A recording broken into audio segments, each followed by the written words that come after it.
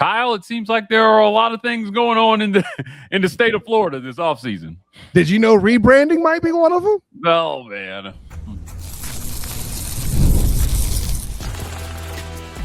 You are Locked On UCF, your daily podcast on the UCF Knights, part of the Locked On Podcast Network, your team every day.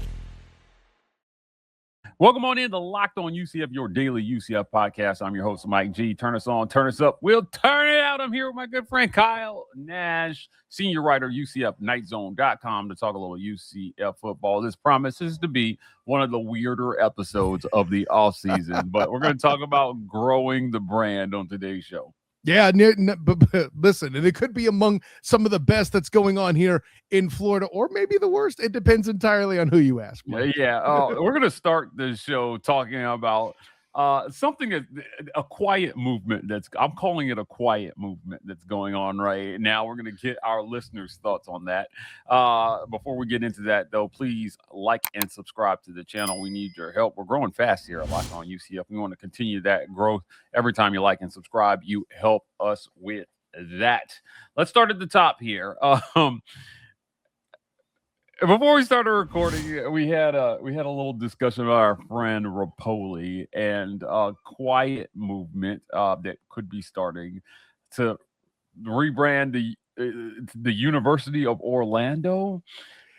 Talk to me about this. I find this discussion fascinating because when I started covering UCF, the first thing Andrew said to me was, "Here's what you don't say."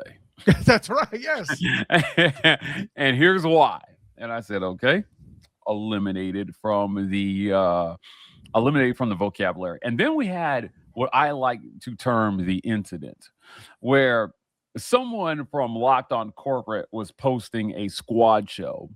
And on this squad show, they use the words that we don't use, and someone posted a thumbnail to Twitter and say, "Well, I have this guy on the channel if he doesn't even know the name of the school." And you sure that wasn't me that did that? But I spoke with this person privately and said, "Look, man, I don't post the squad shows. Probably could have just DM'd me about this, but I apologize that happened. As soon as I was made aware, we took it down. You want to respect the history." Yeah. You want to respect the history. You want to respect the changes in the culture. But talk to me about the University of Orlando. It seems to me, from what I gather, this might be a movement that to kind of move even further away from that other thing.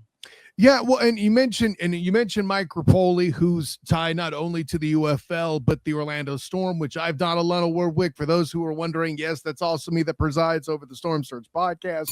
It's a whole thing I do, being tied to Orlando sport in the many ways I do it, all of that. And then Rapoli is also a really big booster locally for basically all things sport here in Orlando. In addition to UCF, you've heard him probably in ties around the whole Orlando Dreamers MLB concept.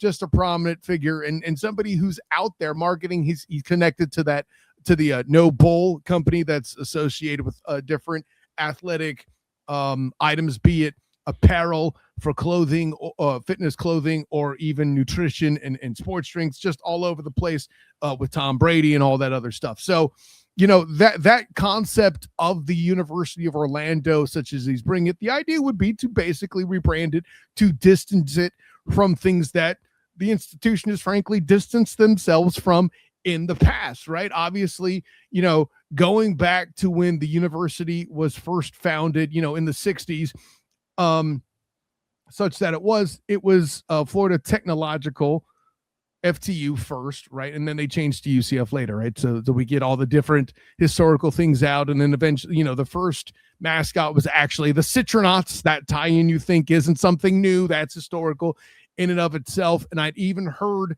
whispers that it was nothing official, but there was a memo out there at some point early on that suggested, probably as a joke, that the university be known as the University of Florida Orlando, so that instead of, whatever we know it as now, or FTU or any, that would be, the school would be UFO, because it wanted to be associated with the space program, all those things earlier. So there's all of that. Well, now it's all completely different. The idea is, and I think you said it best, to distance from any other directional implication stuff that apparently is allegedly confusing, for anybody else out there.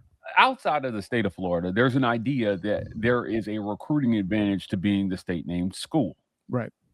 The problem is in some other states, there are many state named schools. So if you are the state named school, meaning you are the university of state, right, with nothing in it, there's some sort of brand recognition advantage to being the state named school. And in the state of Alabama, it's people jokingly say, "Where's Auburn? Is that in Georgia?" Yeah. It's Auburn is Auburn. The University of Alabama, while a lot of folks couldn't tell you where Tuscaloosa was on a map, they are the University of Alabama. Where that helps them in state is this. As the state named school, they have the blessing and the curse of having more what I like to call sidewalk alumni of any of the other schools in the state. Now, what's a sidewalk alumni? Someone who vehemently and vigorously claims that school while never having attended said school or having no ties to said school other than they live in that state. That's it. I mean, there's 3 schools that have that in this state, Mike. I don't know what I know. Trust me, we're going to go there in a second when we get to our second segment here. And so what I would say is that every time I have met somebody who is wearing something that says UCF on it, more times than not, they have a direct tie to the school. Mm-hmm. Kids at the school, attended the school, graduated from the school twice. Whereas when I have ran into people wearing U of F gear, they did not go to UFF. They went to Walmart because that's where they got the t-shirt from. I don't know that. I don't know if UCF needs it, but I understand wanting to separate yourself from certain elements in the state. I just wonder, before we move on, my question is, do you think something like this helps the brand or hurts the brand as you're trying to gain momentum, especially in football? Well, and you could really only go for past precedent here, because for UCF being what it is today and something that's grown as fast as it has, it's hard to find a comparison, right? But the examples that come to mind for me is there's Cal and then there's USC. And people don't necessarily know that USC means Southern Cal, right? I think that's one element that's a factor. There's an example out there of a directional school going to the letters to kill being known as the South of something, right? The other example that comes to mind is LSU is the big name, but University of Louisiana for a while until they started kiboshing it was University of Louisiana Monroe. They're trying to reclaim that state to be remind everybody here, no, we're the University of Louisiana. Like that's something that was a big push, especially when the Ragin' Cajuns have been most lately at the Cure Bowl, right? So, yeah. Just other examples. Let's get to our first break, and when we come back, I want to dig a little deeper into the state conversation, talking about the other schools in the state, the best and the worst. Where does UCF rank? We'll talk about that next, right here on Locked On UCF.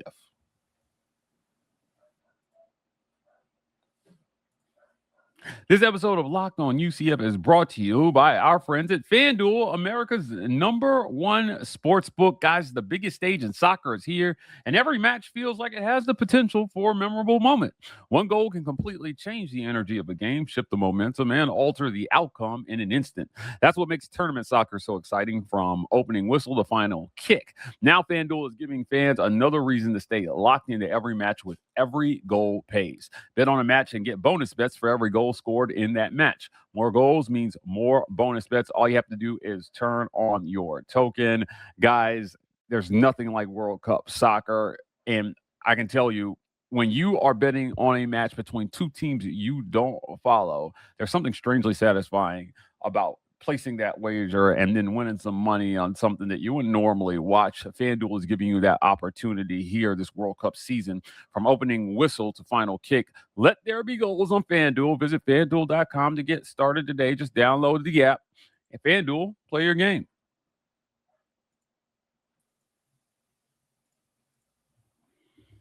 Locked On UCF listeners, we've got a deal for you. It's the UCF Everydayer Club. Head on over to lockedonucf.supercast.com to get signed up today. Our Everydayers get an ad-free feed of the show, as well as access to a private Discord where you can chop it up with other UCF fans just like yourself. All that we ask that you do is listen, but if you want to go a little further in supporting the work that we're doing here, the Everydayer Club is a great way to get involved. It's only $5. And we appreciate your support. So, again, locked on UCF.supercast.com to get signed up today.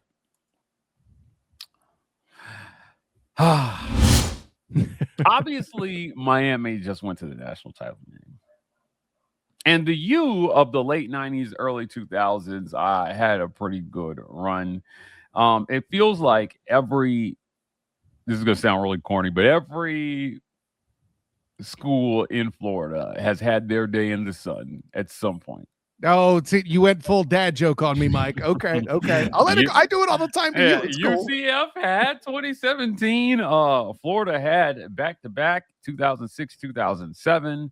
You know, I mentioned Miami there. USF, they were ranked second for 30 seconds. People remember that. People are enrolling in classes there, so win for them. But talk to me, man, about how UCF climbs that ladder. Moving to the Big 12 was a step in the right direction. Right. What puts them in that upper echelon, do you think? Is it winning the Big 12? Is it winning it all? Is it making a national title game? Yes. I mean, obviously, all those things would be helpful, and I think a lot of it that makes it a little quirky is the difference in conferences, right? If these were all drawn in such a fashion now, arguably you would have to put UCF in the same conference with the rest of the Florida teams, which would clutch the pearls of many, shall we say, boosters for the other blue blood schools. But that's a whole other question for a whole another podcast. But, today it's hard to argue Miami, regardless of how I feel about the ACC. And listen, I know I'm going to make some Nolers unhappy when I say Bobby Bowden did a great job of winning in a basketball conference playing football. The problem is FSU started struggling in football against those same basketball schools down the line, which is what we've seen lately. No disrespect. That's just the facts of the case right now. But hey, at least Florida will schedule UCF, which is something more than we could say for the other two schools. I'm not throwing shade. I'm just stating facts here, folks, right? The University of Miami hasn't played UCF since 2009, I believe it was, okay? And I think it was 95 when FSU last played them. Like, the big brother in my fraternity, when I went to school, who eventually became a drum major, was there for that game as a freshman. What are we doing? Right. Yeah. So I find it interesting for all the slams that UCF gets in football. The only school that has played them recently, other than that team in West Florida and FIU and FAU, who are one of them is now a school in the American Conference along with SF, right, has been the Gators, to their credit. They may have lost to Gus Barilla, but that regular season game where they held RJ Harvey to less than 100 yards was a thing that happened. So yeah, it wasn't too long ago that South Florida fans were yakking off about, I think it was actually their AD, wasn't it? Talking about, we're trying to start a rivalry with Miami. Good luck with that. I'm so exhausted with that fan base right now. However, you're uniquely qualified to be. Oh my goodness, I am so exhausted with that fan base right now. I think that UCF is uniquely positioned to start to climb this conversation. It's their conference, like the conference has to help do the job for its members. Right now, struggling to get more than 2 teams in the college football playoff that they're looking to expand that can't be a thing moving forward. In an expanded playoff, you got to be able to get 3 teams in, right? 12 teams and only 1 Big 12 representative sucks. I won't argue with it. And BYU had a case, but for all the conspiracy theories and tinfoil hat out there, you got to agree with some of what they're saying. Yeah, but we're so obsessed with giving Cinderella a shot, right? And UCF joined the Big 12, and now, let's give Cinderella a shot. Okay, well, you know what? We would have liked the shot in 2017. you weren't trying to give us that in 2017. Now we're in the Power 4 conference, and we got to watch Tulane and JMU instead of another worthy Big 12 team. So the conference has to do the job for its members to some extent. But if you're UCF, I think this season is a great stepping stone in the right direction in terms of claiming a larger piece of that Florida pie when it comes to name recognition. And I want to end the show talking about how the best ways UCF can help grow the brand in today's college football. We'll talk about that next right here on Locked On UCF.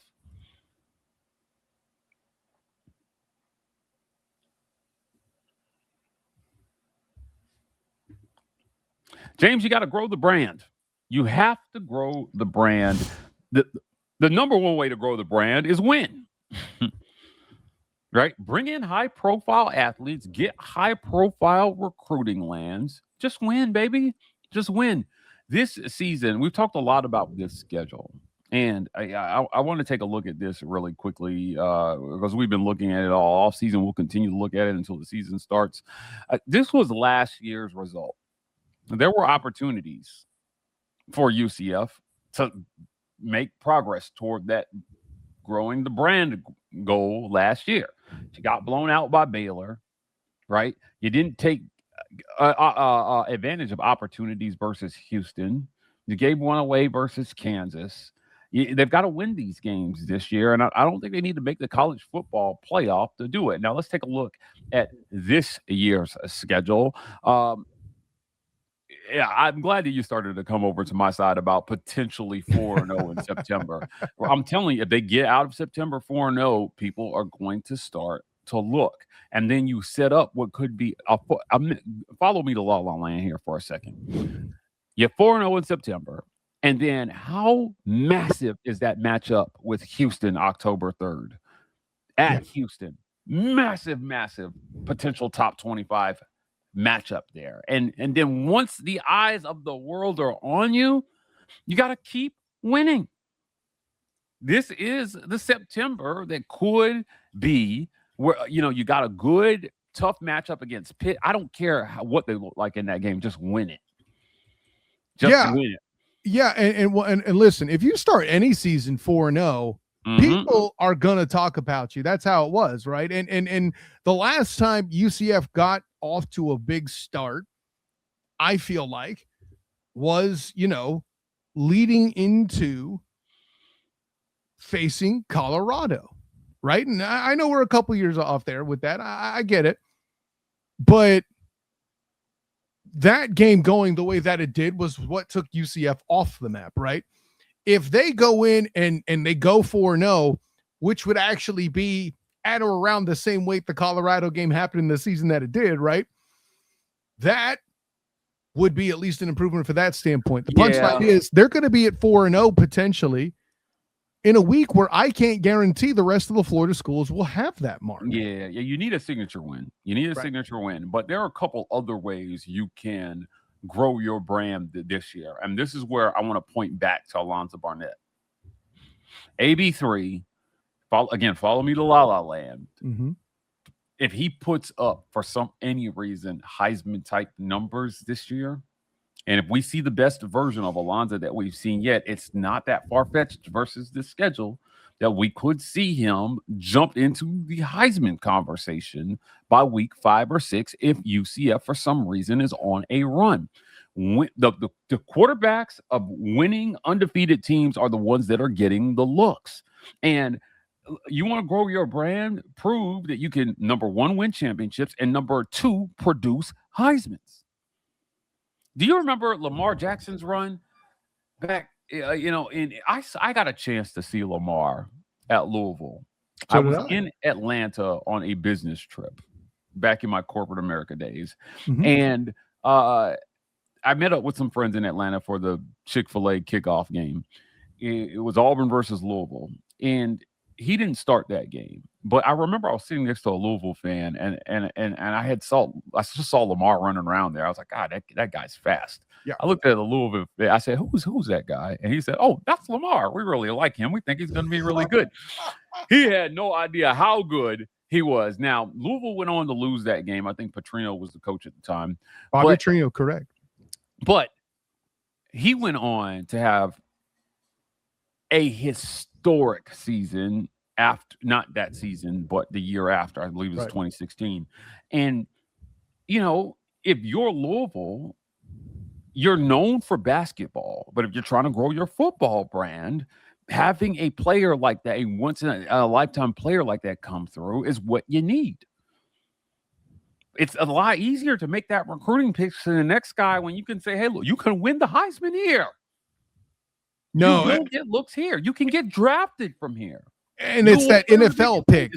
Yeah, it's that NFL cachet we're trying to strike on there too. I think you're 100% right. And you know, I'll put it like you're throwing back Lamar Demetrius Jackson throwbacks. My first credentialed game was the Citrus Bowl where he faced acting head coach Ed Ogeron, man. You're throwing it back, buddy. I got to talk to Bobby Petrino and Ed Ogeron. It's the whole thing. But all the above to say, like, listen, UCF has had Dante Culpepper and some others. They need the next generation that's coming out of power conferences to achieve that. 100%. And you know, listen, all the props to Malachi for doing that, what he did for the edge rusher piece. You need it at a position that's more famous in that La La Land where you promote Alonza Barnett. That would be a huge deal, whether or not he's a transfer or not. Nice having an edge go first round. You need a quarterback. You need a wide receiver. You know, I mean, that's today's college football. RJ Harvey could have done so much more had he not been for the brand, had he not been on a 4-8 football team. Right. Alonza Barnett, if he can take this team to unforeseen heights in the last few years, you could help UCF continue to grow that brand and that legend in the Big 12, which should spill over into recruiting, which means finding your next Alonza Barnett III could be a lot easier. That's all I'm saying. All right. I want to see UCF grow the brand. You need name recognition in today's college football because it still goes back to recruiting. And even if you're battling for the best players in the portal, they want to go someplace where they can win. That is clearly a step up from where they are. For Alonza Barnett, I think it was an easy decision. I think when he looked at it, UCF in the Big 12, a step up from JMU. I'm gone. Peace. They're going to go after players even better than Alonza Barnett, and they need to be able to point to recent history and say, look at all the things you can accomplish here because we're doing it. The pitch goes from, if we have you, we can do these things, to you can be the next great UCF player to do these things.